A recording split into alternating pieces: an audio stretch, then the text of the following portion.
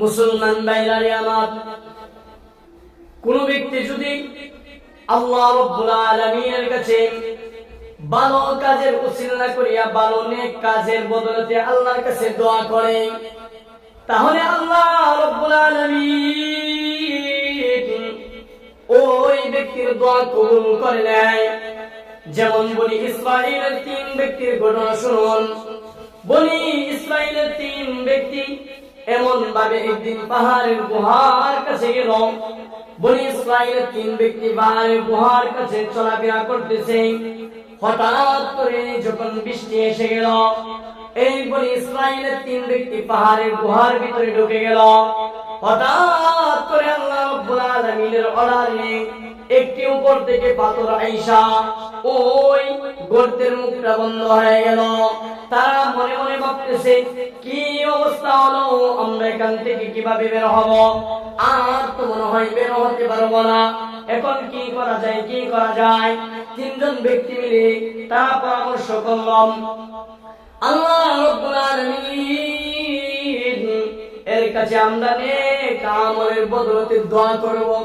যদি দোয়া করে নেক আমলের বদলতে আল্লাহ রাব্বুল আলামিন হয়তো আমাদেরকে maaf করে দিতে পারেন, আল্লাহ হয়তো আমাদেরকে এই কঠিন মুসিবত থেকে উদ্ধার করতে পারেন। ওই সময় ওই বনি ইসরাঈলের 3 ব্যক্তি এক এক ব্যক্তি দোয়া করতে শুরু করলো।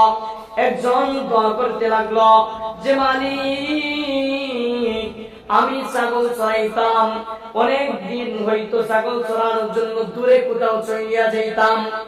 যদি দূরে কোথাও চলে যাইতাম, তাহলে যদি আসতে লেট হইতো, আমার মাকে আমি দুধ না পান করাইয়া আমি অন্য আমার স্ত্রী সন্তানদেরকে খাবার খাওয়াইতাম না, দুধ খাওয়াইতাম না। একদিন যখন আমি দূরে চলে গেলাম, হঠাৎ করে আমার মা আইসা দেখি ঘুমায় গেল। ঘুমে যখন ছিল, আমার মাকে আমি ডাক দিই নাই। যদি আমার মা ঘুম থেকে জাগ্রত হয়, আমার মা যদি ঘুম থেকে জাগ্রত হয়, জাগ্রত হইলে আমার মায়ের কষ্ট হইতে পারে। এজন্য আমি ভাবলাম আমার মাকে আমি ডাক দেব না, আমি দুধ নিয়ে দাঁড়ায় থাকবো।